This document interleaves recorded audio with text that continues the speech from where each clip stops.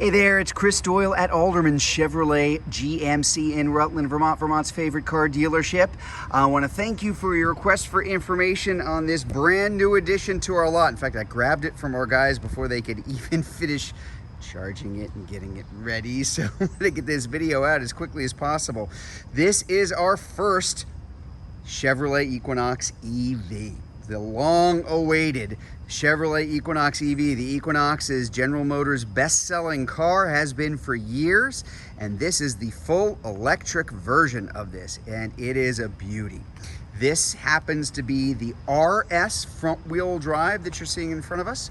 Going to be a couple of different versions to kickstart things for the Equinox EV. There's going to be a front-wheel drive and an all-wheel drive available in the LT and the RS. Either way, you're going to be looking at a couple of things coming along with this. It's really going to set it aside from a lot of other EVs out there. First of all, size, space. This is just ever so slightly larger than the gas version of the Equinox, so not a really giant, huge car, but still plenty of room, a lot of room in the front and back for folks driving. Range, you're going to be looking at about 319 miles average range on the front wheel drive and about 285 on the all-wheel drive. So really good overall range. You're going to be looking at everything with the Ultium battery. That Ultium battery platform is what's going to be in all of the EVs that General Motors produces from here on out. Longer range, faster charging times as well. So quite a bit faster than the Chevrolet Bolt, for example. And a couple things that I just want to point out to you, and we'll kind of, as we go along here too, again, really, really nice looking vehicle. I'm going to come up to the car. I'm going to open it up, tap it here because I've got the key, and you will see. Now, normally I would sit right in the back here. I'm going to open it up just so you can get a view inside first. This is with the EvoTex interior, very comfortable. I've had a chance to sit in it myself, obviously. So we're looking at lots of space here in the back too. A lot of room, a lot of leg room. I'm gonna sit inside just so you can get a closer look. We'll get a closer look at that dashboard up front. Cool little Chevrolet logo in just a minute. But as you can see where I have this seat set up for myself, I am of average height. The old cross leg test. Lots of room, tons of leg room, very good shoulder and hip room, very comfortable back here, even more comfortable up front. Just really, really nice ride, good visibility all the way through. Just nice little design cues that I hope are picked up on my video here. They did a beautiful job with this car. They expect this to be a very important vehicle for GM moving forward, and that's kind of why they do it. So I have the key in my pocket. I'm going to have a seat inside of this car and close the door, and look what happened. Everything fired up for me right off the bat. There is an off button, but there's no power button for this car. You sit inside of this with the key, everything starts up. Now it's a little warm outside, so what you're hearing is your automatic climate control coming up. We do have heated seats in here as well. Oh, I don't even think about it. It's supposed to be 90 degrees today. But just a couple things that I want to point out to you. First of all, this has Super Cruise. There's the little monitor for you, the button to turn on Super Cruise. Super Cruise is hundreds of thousands of miles worth of roads in America now. It is a really great assisted driving system. Start it up. We're on the road, works with the automatic climate control.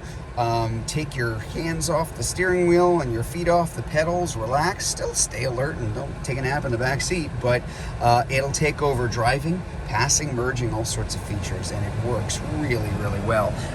Lots of things are configurable here, from Google built-in connectivity, which comes with it for 8 years with the car, all sorts of driver assistance and awareness programs, safety packages that come, side blind zone assist, automatic emergency braking, cross traffic alert, parking assist, all standard in all of these now too, and just a lot of things that you can bring up there too. And on our big giant touch screen over here, again, you can see Alexa, control the ambient, automatic parking assist, which is really cool if you don't really like parallel parking, and who does? There's that Google Assistant Play Store, again, the Google connectivity that you got for free for quite a long time. all sorts of charging information. Very, very easy to do everything off of these main screens. We don't even have this charged yet because it just came off of the carrier here too. So many things that you can pull up and control from here. Even the shifter is cool. Reverse. There's my reverse. There's my overhead view. I have different views that I can come up to. Drive and park. There you go. That's about as complicated as it gets.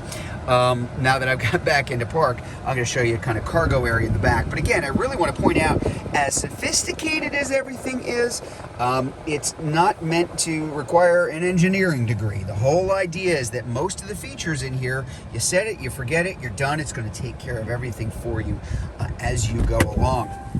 The charger for this, and I want to point this out too. So the charger over here, gonna look familiar. It's the same kind of charger that we've had in the Bolt for years. So level 1, level 2, and level 3 DC fast charging, equipped for all of them. Most EV owners, the vast majority of the charging that they do is at home. And you're gonna be able to do all of that very easily, but you're also going to have much faster level 3 out in public fast charging here. Cargo area, a lot of it. Keep in mind, this is still an SUV, so you still want that utility. That's where the U part comes in too. So a couple of things here, even with the seat up, a lot of cargo space here, and even more storage underneath. Comes with that dual level charge cord, level 1 and level 2 charging for all of the Equinoxes for your home charging. And low, everything is low here. It's a pretty low slung car all the way over, but as you can kind of see from the side, pretty good ground clearance. That's a good combination of things, especially living up here in the North Country. High and up off the ground, so that things aren't going to get caught, and the bottom is basically smooth anyway because of the battery, which is located directly underneath the car. Makes this undoubtedly, like the Bolt before it, it's going to be a great vehicle in the snow. All-wheel drive or front-wheel drive, kind of take your pick. But again, just a reimagining of the lines. It is, it's kind of the Equinox's cooler brother in a lot of ways, to be perfectly honest with you. And it really is a beauty. I've had a chance to drive it, and it's exactly what you would imagine. Smooth, effortless, a lot of fun to drive. Hey, I'm a Bolt EUV owner myself, and I may be looking at my next car right here.